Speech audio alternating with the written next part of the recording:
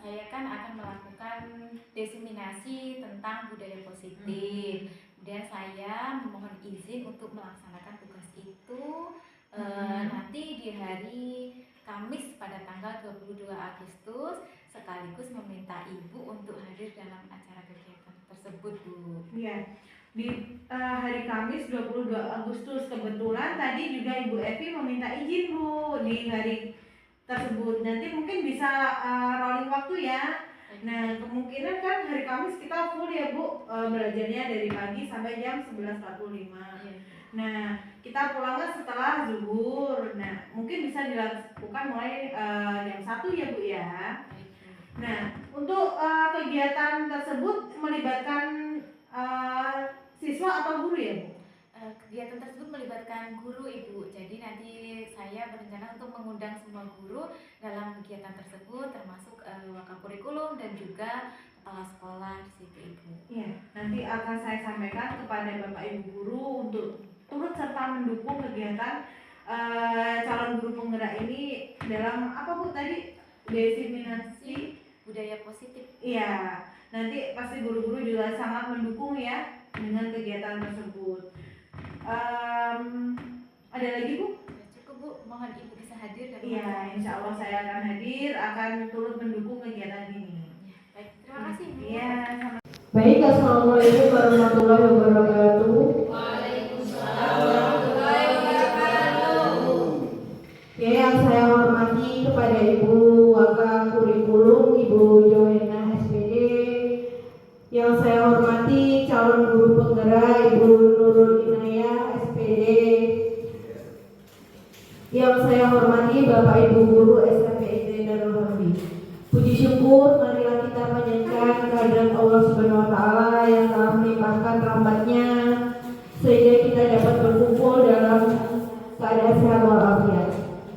Salawat beriring salam marilah kita sanjungkan yakni kepada junjungan kita Nabi Agung Muhammad yang kita nantikan syafaatnya kelak di yaumul kiamah nanti. Ya, saya di sini selaku kepala sekolah akan memberikan semangat, memberikan dukungan kepada calon guru penggerak yang berada di samping saya ini, yaitu Ibu Nurul Inayah.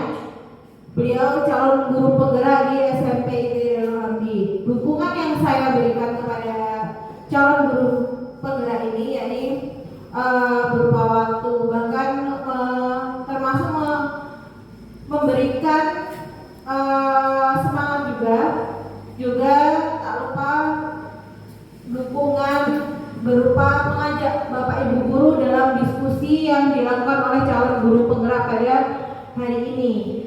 Nah, termasuk Bapak Ibu guru yang ada di sini juga harus memberikan dukungan ya kepada calon guru penggerak kita agar prosesnya untuk menjadi guru penggerak itu dipermudah. Apa yang menjadi kesulitannya kita bantu bersama-sama. Di sini pada hari ini calon guru penggerak kita akan berdiskusi dan diseminasi budaya positif yang ada di sekolah kita ini. Nah, waktu dan tempatnya silakan Ibu Nurul sampaikan atau Ibu Nurul pimpin diskusi pada siang hari ini.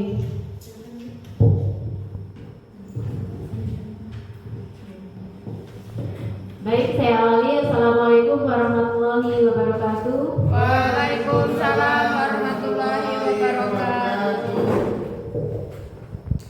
Saya ucapkan terima kasih atas waktu dan dukungannya kepada Ibu Kepala Sekolah dan rekan-rekan sejawat yang menyempatkan hadir pada kesempatan pagi hari ini. Diseminasi budaya positif calon angkatan 11 dari SMP IP Darul Hamdi. Terima kasih banyak atas kesempatannya kepada Bapak Ibu semuanya telah bisa hadir dan memberikan support penuh kepada saya. Baik Bapak Ibu, tadi kita di awal sudah dibuka oleh Ibu Kepala Sekolah. Yang selanjutnya di sini kita akan berdiskusi mengenai budaya positif. Tujuan dari diskusi ini yaitu yang pertama, meningkatkan pengetahuan dan pemahaman tentang budaya positif. Yang kedua, terbentuknya motivasi intrinsik pada murid dengan pembuatan keyakinan kelas. Selamat datang para guru hebat. Mari belajar bersama, berkolaborasi, saling mendukung untuk mewujudkan disiplin positif di sekolah yang kita cintai ya Bapak Ibu. Konsep utama pada modul budaya positif pagi hari ini yang akan saya paparkan yang pertama yaitu perubahan paradigma belajar, yang kedua disiplin positif, yang ketiga kebutuhan dasar manusia, yang keempat posisi perilaku manusia, yang kelima posisi kontrol restitusi, yang keenam keyakinan kelas, dan segitiga restitusi. Baik Bapak Ibu, yang melatar belakangi budaya positif yang kami terapkan di sekolah ini yaitu yang pertama yaitu menurut Ki Hajar Dewantara bahwasanya sekolah itu diibaratkan seperti ladang, tempat persemaian benih. Agar benih bisa tumbuh dan berkembang secara maksimal, maka petani dapat memperbaiki kondisi tanah, memelihara bibit tanaman, memberi pupuk dan air, membasmi ulat-ulat atau jamur-jamur yang mengganggu hidup tanaman tersebut.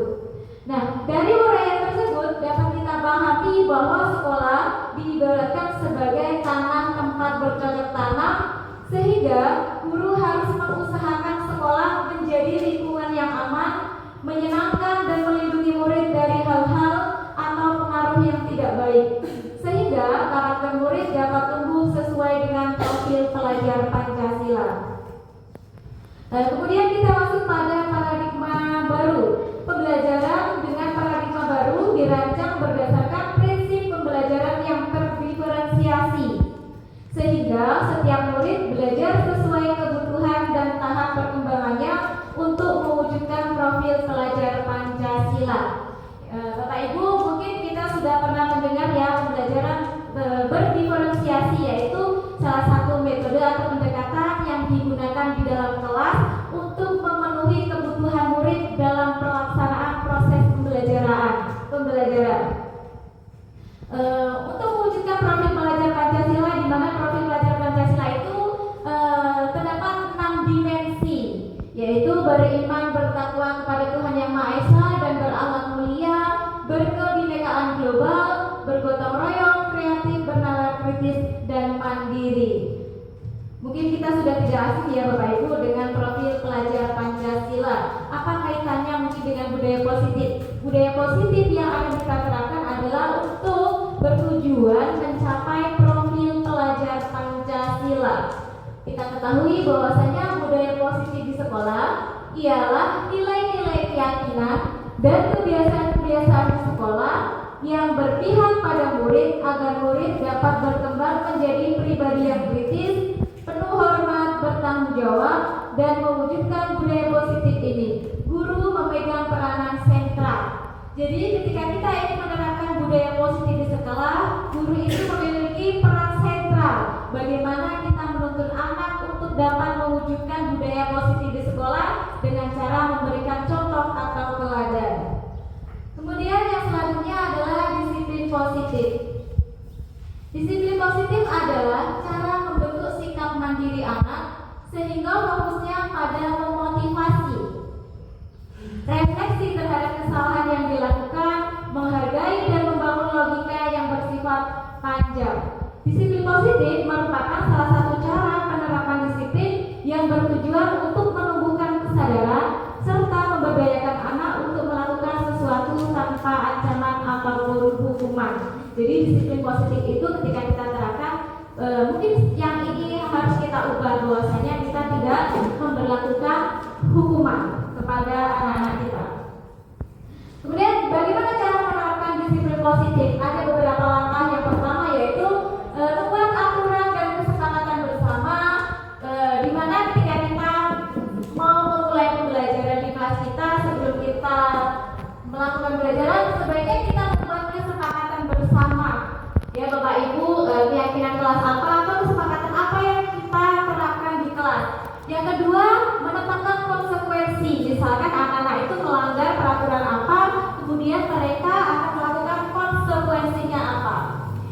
ketiga, memberikan pujian. Jadi ketika anak itu mendapatkan prestasi atau melakukan hal-hal baik, kita sebagai seorang guru juga harus kreatif untuk memberikan sebuah pujian kepada murid-murid kita. Yang keempat, menjalin komunikasi yang baik. Komunikasi ini adalah salah satu hal yang penting yang harus kita jalin kepada anak-anak. Karena dengan komunikasi yang baik, tentunya kita akan tahu nih kebutuhan apa yang diperlukan oleh anak, dan anak itu akan merasa nyaman ketika dengan belajar dengan kita, ketika kita bisa membangun komunikasi yang baik dengan anak murid kita. Yang terakhir adalah menjadi contoh yang baik. Bapak Ibu, seperti kita ketahui bahwasanya seorang guru adalah dibuku dan ditiru. Bagaimana anak-anak itu bisa meniru kita kalau kita tidak memberikan contoh teladan yang baik. Jadi sebagai seorang guru, salah satunya adalah peran kita memberikan contoh atau teladan yang baik, baik secara sikap maupun ucapan kita. Yang berikutnya adalah 5 kebutuhan dasar manusia. Semua manusia memiliki kebutuhan ya Bapak Ibu. Ketika kita haus, tentunya kita butuh minum. Ketika kita lapar, tentunya kita butuh semuanya butuhkan kebutuhan dasar Bapak Ibu. Nah, kita lihat apa sih kebutuhan dasar itu? Kebutuhan dasar, seluruh tindakan manusia memiliki tujuan tertentu. Semua yang kita lakukan adalah usaha terbaik kita untuk mendapatkan apa yang kita inginkan. Ketika kita mendapatkan apa yang kita inginkan, sebetulnya saat itu kita sedang memenuhi satu atau lebih dari kebutuhan dasar kita, yaitu kebutuhan untuk bertahan hidup atau survival, kasih sayang, dan rasa diterima, love and belonging, kebebasan freedom, kesenangan fun, dan penguasaan power. Ketika seorang murid melakukan suatu perbuatan yang bertentangan dengan nilai-nilai kebajikan atau melanggar peraturan, hal itu sebenarnya dikarenakan mereka gagal memenuhi kebutuhan dasar mereka. Untuk lebih jelasnya, mari kita lihat satu persatu apa sih kebutuhan dasar manusia. Tentunya kita sangat membutuhkan. Bapak Ibu bisa lihat diagram di depan ini 5 kebutuhan dasar manusia. Yang pertama yaitu bertahan hidup, kasih sayang dan rasa diterima, kebebasan, kesenangan, dan penguasaan.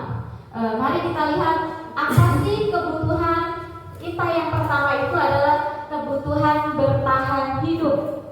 Kebutuhan yang bersifat fisiologis. Untuk bertahan hidup, misalnya kesehatan, rumah, dan makanan. Kebutuhan biologis sebagai bagian dari proses reproduksi, termasuk kebutuhan untuk bertahan hidup. Komponen psikologis pada kebutuhan ini meliputi kebutuhan perasaan aman. Bapak Ibu pasti membutuhkan kan ya, rasa aman, butuh makan, butuh minum, butuh bebas. Butuh Bapak Ibu? Butuh. Sama dengan anak-anak kita juga membutuhkan hal itu. Sebagian dari kebutuhan dasar manusia. Yang kedua, kebutuhan kasih sayang dan rasa diterima. Kebutuhan ini dan 3 kebutuhan berikutnya nanti adalah kebutuhan psikologis. Kebutuhan untuk disayangi dan diterima meliputi kebutuhan akan hubungan dan koneksi sosial. Kebutuhan untuk memberi dan menerima kasih sayang dan kebutuhan untuk merasa menjadi bagian dari suatu kelompok. Kebutuhan ini juga meliputi keinginan untuk tetap terhubung dengan orang lain, seperti teman, keluarga, pasangan hidup, teman kerja, binatang peliharaan, dan kelompok di mana kita bergabung. Tentunya kita juga sangat membutuhkan teman kan Bapak Ibu? Ya, semua pasti membutuhkan teman dan relasi hidup yang baik. Yang berikutnya adalah penguasaan. Kebutuhan pengakuan atas kemampuan. Tentunya kita sering lihat di kelas-kelas kita, ketika anak itu yang pintar, pasti mereka akan menunjukkan kepintarannya. Bukan begitu Bapak Ibu? Ya, mereka butuh pengakuan, butuh diakui. Oh, ini loh saya itu bisa, ini loh saya itu pintar. Itu adalah salah satu kebutuhan dasar manusia. Jadi kebutuhan ini berhubungan dengan kekuatan untuk mencapai sesuatu, menjadi kompeten, menjadi terampil, diakui atas prestasi dan keterampilan kita, didengarkan dan memiliki rasa harga diri. Kebutuhan ini meliputi keinginan untuk dianggap berharga, bisa membuat perbedaan, bisa membuat pencapaian, kompeten, diakui, dihormati. Ini meliputi self-esteem dan keinginan untuk meninggalkan pengaruh. Baik Bapak Ibu, yang berikutnya adalah kebutuhan kebebasan atau kebutuhan akan pilihan. Kebutuhan ini akan kemandirian, berkaitan dengan kemandirian, otonomi, memiliki pilihan dan mampu mengendalikan arah hidup seseorang. Anak-anak dengan kebutuhan kebebasan yang tinggi menginginkan pilihan mereka, perlu banyak bergerak, suka mencoba-coba, tidak terlalu terpengaruh orang lain, dan senang mencoba hal baru dan menarik. Tentu saja ketika kita mengajar pasti menemui anak-anak yang seperti ini ya Bapak Ibu. Mereka butuh kebebasan untuk berekspresi. Yang selanjutnya adalah kesenangan atau kebutuhan untuk merasa senang. Tentunya semua orang rasa senang itu ingin selalu dimiliki dan dipenuhi. Sama ketika kita sedang melakukan sesuatu, ketika kita senang pasti kita akan sangat bahagia melakukannya. Sama dengan ketika kita sedang mengajar, anak-anak itu butuh kesenangan. Sebagai seorang guru, bagaimana kita memenuhi kebutuhan dasar anak dalam hal kesenangan? Anak-anak ini senangnya bagaimana ya dalam proses pembelajaran? Apakah menggunakan kuis, ataukah diawali dengan ice breaking dan lain sebagainya? Kebutuhan akan kesenangan yaitu kebutuhan untuk mencari kesenangan Bapak Ibu.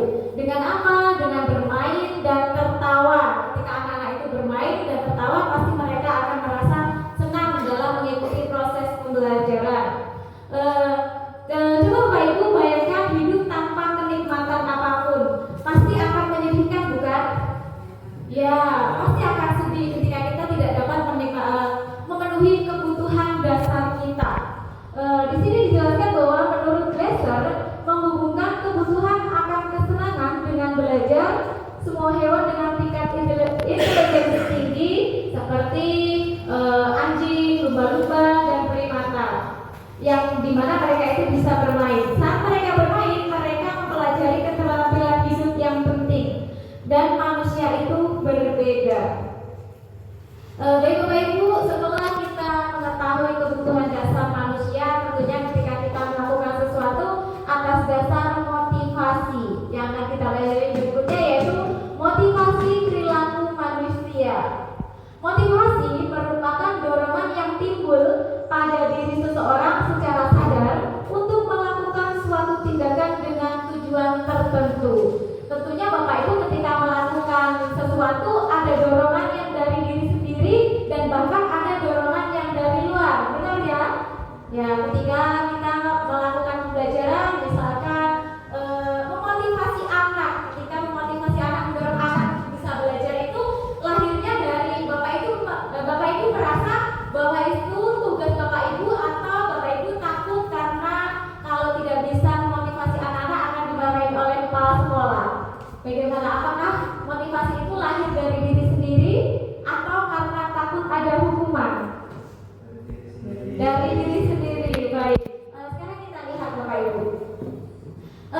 Motivasi itu terkadang ada yang intrinsik dan ada yang ekstrinsik. Bapak Ibu lihat yang di depan, menghindari ketidaknyamanan atau hukuman. Murid melakukan disiplin diri karena takut dihukum. Ini merupakan motivasi ekstrinsik, motivasi yang berasal dari luar, karena dia merasa takut ketika tidak melakukan disiplin diri dia akan mendapatkan hukuman. Nah yang kedua, contoh yang kedua, mendapatkan imbalan atau penghargaan dari orang lain. Murid melakukan disiplin diri karena ia ingin mendapatkan imbalan. Ini merupakan motivasi apa Bapak Ibu? Ekstrinsik, motivasi yang berasal dari luar diri. Baik. Terima kasih. Terus yang ketiga, menghargai nilai-nilai kebajikan diri sendiri. Murid melakukan disiplin diri karena sadar akan nilai kebajikan dirinya. Ini merupakan motivasi apa Bapak Ibu? Intrinsik, ya, motivasi yang lahir dari diri sendiri. Baik, ya, kita lanjutkan. Konsep disiplin dengan identitas gagal. Disiplin itu ada identitas gagal dan ada identitas sukses. Sekarang kita amati.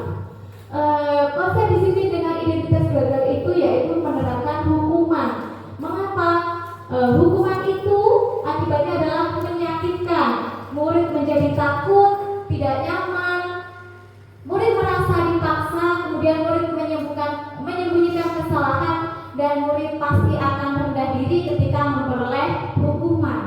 Nah, yang kedua, penghargaan. Penghargaan itu juga termasuk disiplin, identitas disiplin yang gagal. Kenapa?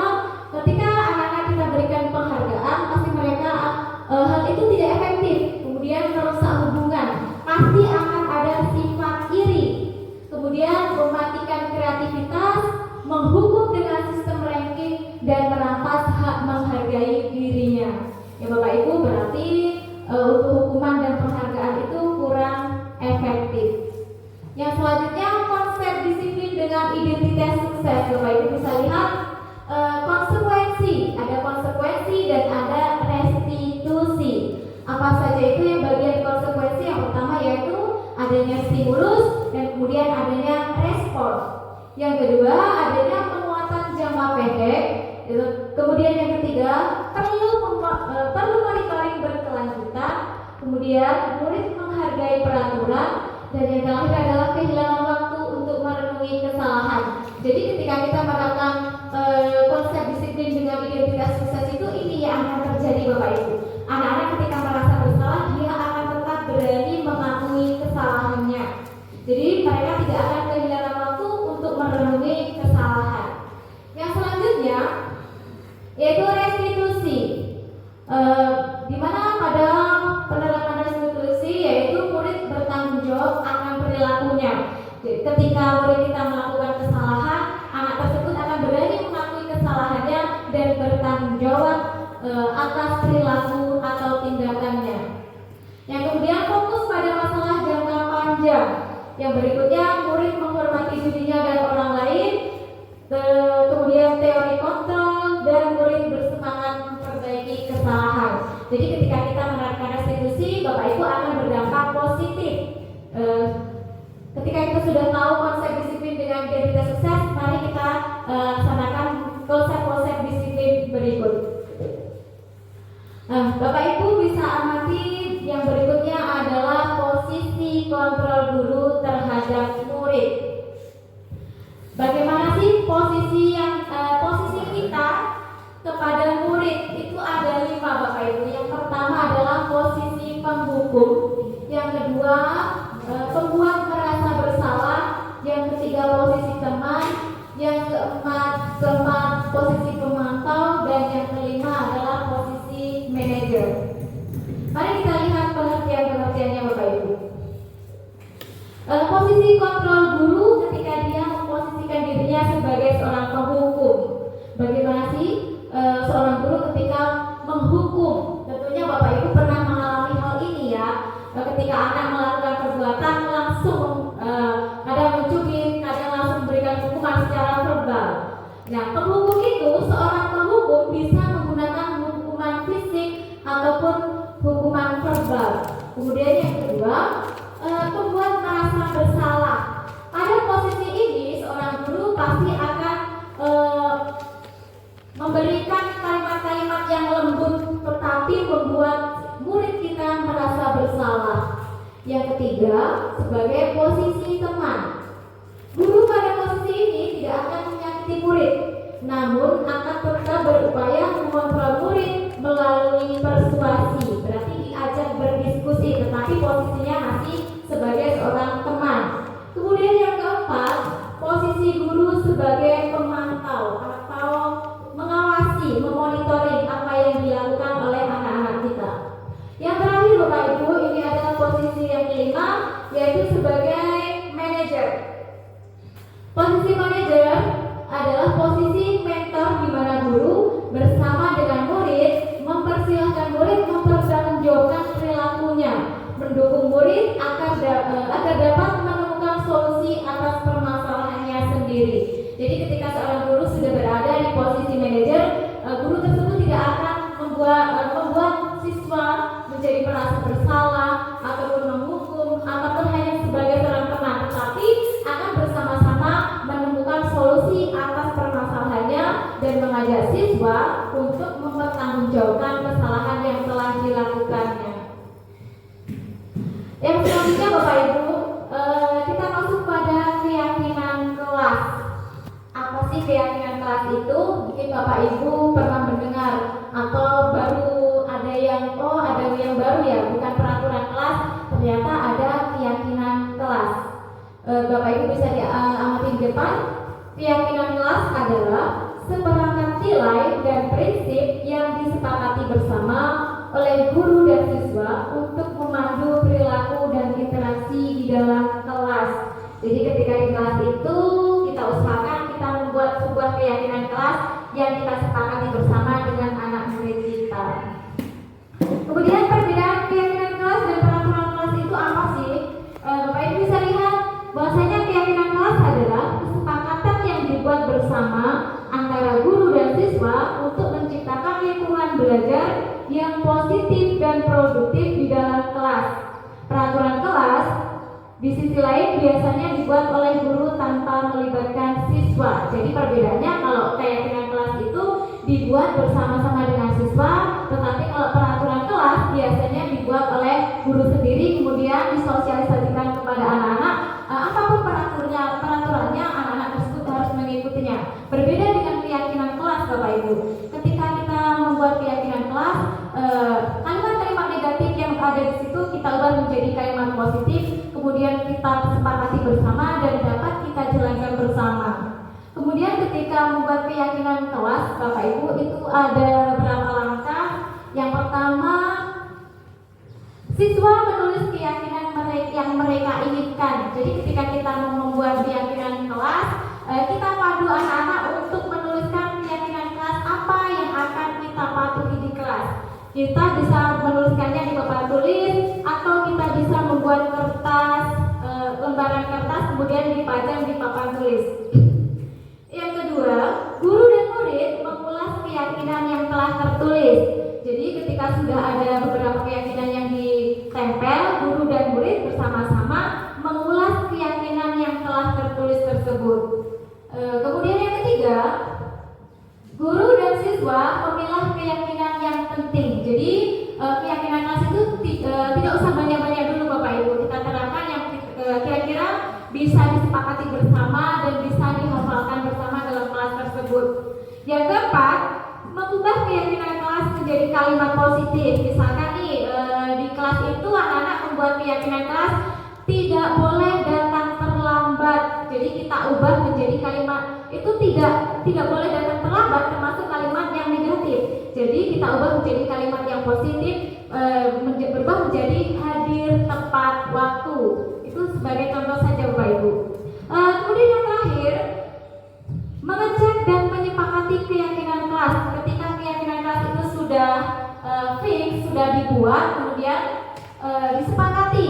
Kalau sudah sepakat, baru kita bisa menyematkan tanda tangan di bawahnya. Kemudian kita bisa membuat poster atau dalam bentuk karton dan bisa ditempel di ruang kelas tersebut. Bapak Ibu bisa perhatikan ini adalah contoh keyakinan kelas 8 yang saya buat. Kebetulan saya adalah wali kelas 8. Di sini saya buat ada 6 keyakinan kelas. Yang pertama, bersikap sopan santun. Kemudian yang kedua, menjaga kebersihan kelas. Yang ketiga, belajar dengan sungguh-sungguh. Yang keempat, berdoa sebelum dan selesai pembelajaran. Yang keempat, kita mengucapkan kata tolong dan terima kasih ketika kita meminta bantuan atau meminta tolong kepada teman atau rekan sejawatnya. Yang terakhir adalah kita saling mendengarkan. Ini contoh keyakinan kelas yang ada di kelas 8. Saya selaku wali kelas 8 membuat contoh keyakinan kelas yang disepakati bersama dengan anak-anak.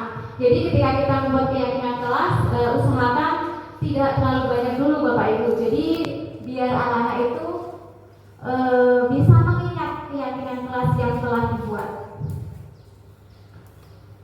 Nah, yang selanjutnya, ketika ada permasalahan atau anak yang melanggar keyakinan kelas, kita bisa menerapkan restitusi atau memecahkan masalah tersebut dengan menggunakan segitiga restitusi. Kita lihat Bapak Ibu, restitusi adalah proses menciptakan kondisi bagi murid untuk memperbaiki kesalahan mereka, sehingga mereka bisa kembali pada kelompok mereka dengan karakter yang lebih kuat. Melalui restitusi, ketika murid berbuat salah, guru akan menanggapi dengan cara yang memungkinkan murid untuk membuat evaluasi internal tentang apa yang dapat mereka lakukan untuk memperbaiki kesalahan mereka dan mendapatkan kembali harga dirinya. Restitusi menguntungkan korban, tetapi juga menguntungkan orang yang telah berbuat salah. Ini sesuai dengan prinsip dari teori kontrol William Geiser tentang solusi menang-menang atau win-to-win. Mungkin pernah Bapak Ibu mendengarnya.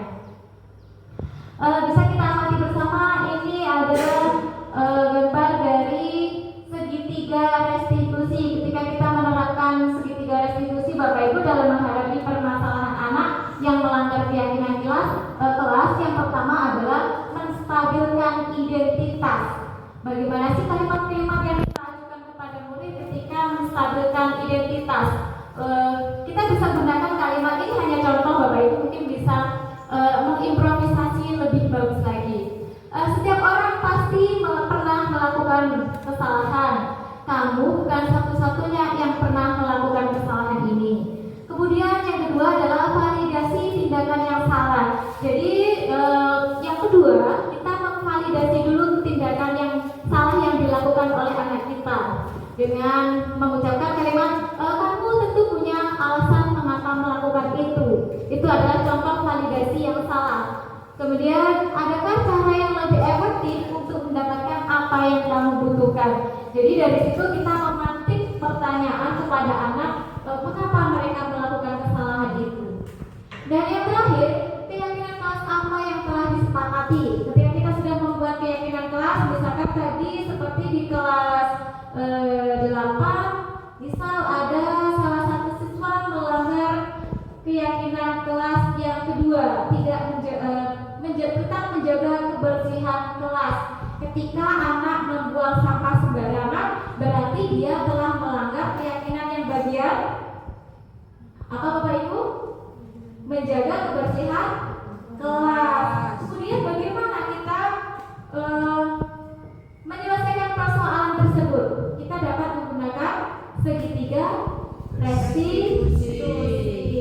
Baik, dari pemaparan yang sudah saya jelaskan, Bapak Ibu mungkin ada pertanyaan atau ada hal yang ingin ditanyakan, atau mungkin ada yang belum paham karena ini masih baru. Dipersilakan.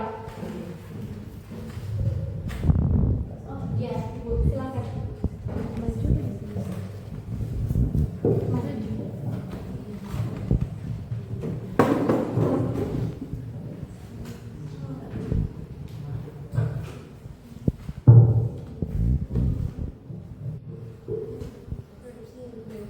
Assalamualaikum warahmatullahi wabarakatuh. Nama saya April. Sebelumnya tadi kan sudah dibahas posisi kontrol guru terhadap murid. Nah, dari kelima posisi kontrol guru terhadap murid, yang paling tepat atau yang paling efektif sebagai seorang guru, kita harus berada di posisi yang mana? Atau jelaskan dan alasannya apa? Baik, terima kasih Ibu Seva. Dari 5 posisi kontrol, sebentar Bapak Ibu, kita bisa lihat kembali.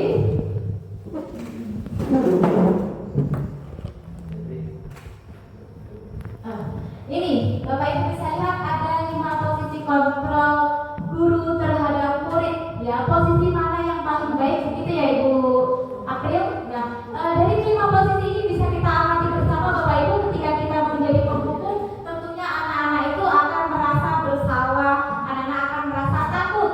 Kemudian kalau menjadi pembuat merasa bersalah, anak-anak itu akan kehilangan jati dirinya. Mereka akan tidak percaya diri. Kemudian kalau hanya sebagai teman, pada posisi ini tidak menyakiti murid, tetapi hanya berupaya mengontrol murid. Kemudian yang keempat itu adalah sebagai pemantau atau mengawasi, hanya mengawasi perilaku murid. Jadi posisi yang terbaik dari 5 posisi ini adalah posisi manajer. Mengapa? Karena pada posisi ini seorang guru bersama dengan murid mempersiapkan murid untuk mempertanggungjawabkan perilakunya, mendukung murid agar menemukan solusi atas permasalahannya sendiri. Jadi ketika sudah ada di posisi ini, kita bisa mengajak anak-anak mendiskusikan apa sih kesalahannya dan bagaimana cara memperbaiki kesalahannya. Tentunya kita dapat menggunakan segitiga restitusi ya. Tadi sudah kita bahas juga tentang segitiga restitusi. Berarti kita ya di awal kita stabilkan identitas terlebih dahulu, kemudian validasi tindakan yang salah, dan yang terakhir adalah menanyakan keyakinan yang disepakati. Begitu Ibu. Terima kasih Ibu. Mungkin Bapak Ibu ada pertanyaan lain, boleh dipersilakan. Oh, ya.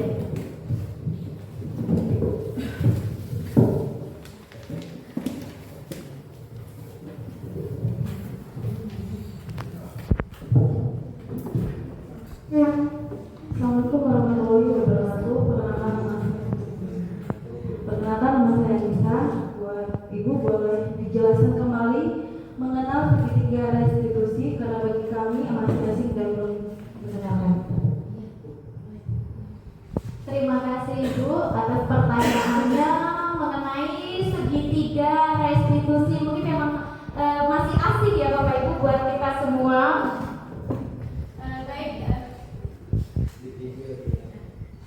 Bisa kita lihat di sini Bapak Ibu gambar dari segitiga restitusi. Jadi ketika ada persoalan anak atau murid kita yang melanggar keyakinan kelas yang telah kita sepakati, kita dapat memecahkan masalah tersebut dengan menggunakan segitiga restitusi. Apa sih segitiga restitusi itu? Segitiga restitusi adalah proses menciptakan kondisi bagi murid untuk memperbaiki kesalahan mereka sehingga mereka bisa kembali pada kelompok mereka dengan karakter yang lebih kuat. Jadi ketika kita sudah melaksanakan segitiga restitusi, anak tersebut akan menjadi anak yang lebih baik lagi. Ya, di awal kita menstabilkan identitas anak tersebut, kemudian memvalidasi tindakan yang salah, dan yang terakhir adalah menanyakan keyakinan kelas.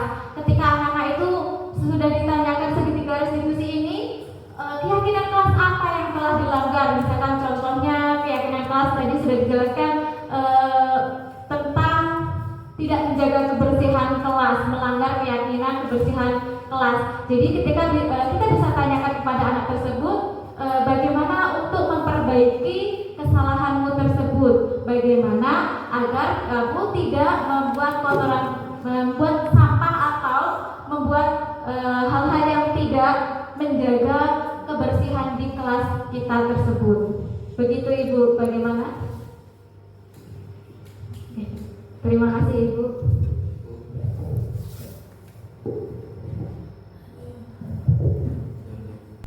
Baik, terima kasih atas pertanyaannya dari Ibu April dan Ibu Nisa ya. Kita kasih tepuk tangan yang meriah dulu Bapak Ibu.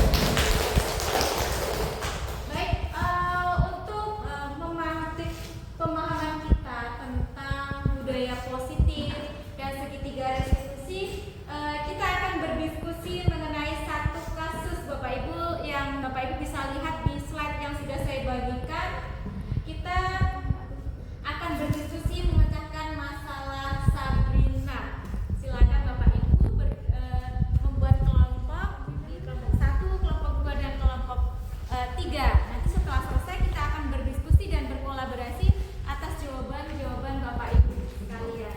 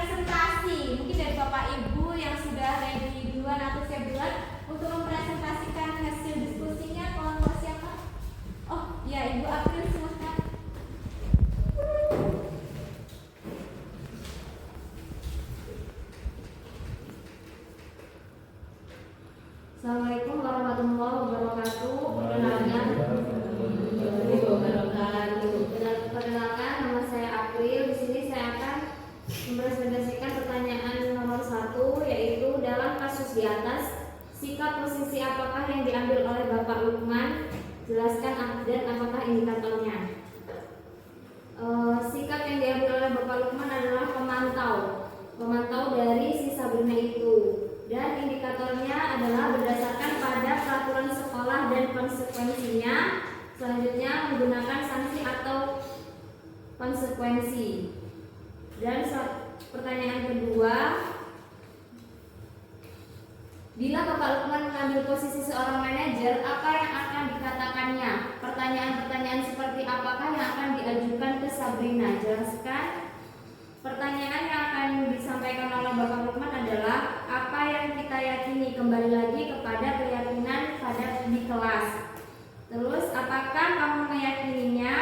Selanjutnya, jika kamu meyakininya, apakah kamu bersedia memperbaikinya? Jika kamu memperbaiki ini, hal ini menunjukkan apa tentang dirimu? Selanjutnya, apa rencana kamu untuk memperbaiki hal ini? Seperti contoh, sebagai seorang pengajar, Bapak Lukman harus berbicara dengan nada suara tulus, tubuh tidak kaku, mendekat ke murid dalam bertanya. Bapak Lukman, Sabrina, apakah kamu ke sekolah harus memakai sepatu warna apa? Sabrina menjawab, tahu Pak, dalam peraturan sekolah harus memakai sepatu warna hitam. Bapak Lukman, ya betul. Kira-kira bagaimana kamu akan memperbaiki masalah ini? Sabrina, saya tidak akan bangun kesiangan lagi sehingga tidak terburu-buru untuk pergi ke sekolah. Bapak Lukman, apakah ada orang lain yang bisa membantu kamu untuk mengingatkan? Sabrina, ada Pak, ibu saya. Bapak Lukman, baik, Bapak hargai usahamu, semoga kedepannya kamu tidak melakukannya lagi. Terima kasih. Itu saja yang dapat saya sampaikan. Assalamualaikum warahmatullahi wabarakatuh.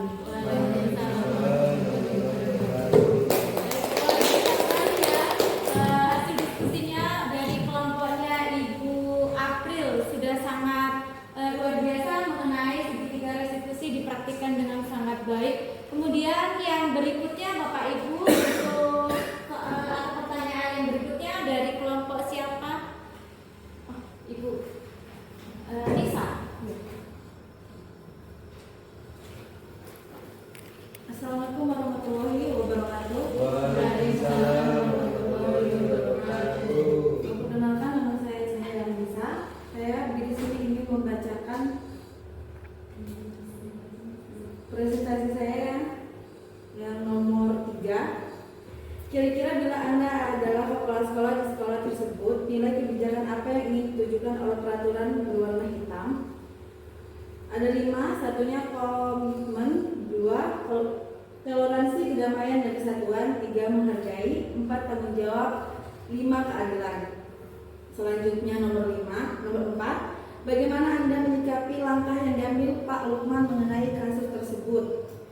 Langkah yang dilakukan oleh Pak Lukman kurang tepat dengan mencopot sepatu Sabrina seharian, karena akan menyebabkan motivasi dan konsentrasi belajar siswa menjadi menurun, serta siswa tidak akan memahami nilai-nilai kebijakan yang dituju. Itu saja dari saya. Ya, terima kasih. Baik, terima kasih kelompok Ibu Anissa. Tepuk tangan untuk Bapak Ibu. Sangat luar biasa ya diskusinya, menggunakan segitiga restitusi dari permasalahan yang dialami oleh Sabrina yang telah tidak memakai sepatu warna hitam saat sekolah dan dia telah melanggar keyakinan kelas. Tentunya Sabrina melakukan hal itu ada alasannya, tetapi tadi dari hasil diskusi yang dilakukan Bapak Lukman, kemungkinan seharusnya dia berada di posisi manajer ya Bapak Ibu, tetapi belum pada posisi manajer. Baik Bapak Ibu, itu tadi hasil diskusi sudah kita laksanakan bersama. Kemudian ada pertanyaan-pertanyaan yang sangat luar biasa dan presentasi yang sangat luar biasa. Saya ucapkan banyak terima kasih dan saya ucapkan juga terima kasih banyak kepada Ibu Kepala Sekolah, Ibu Wakil Bidang Kurikulum dan Bapak Ibu semuanya yang telah hadir pada kegiatan sesi desiminasi guru penggerak angkatan 11 ini. Dari kami ketika ada kesalahan mohon maaf yang sebesar-besarnya. Saya akhiri. Wassalamualaikum warahmatullahi wabarakatuh. Waalaikumsalam warahmatullahi wabarakatuh.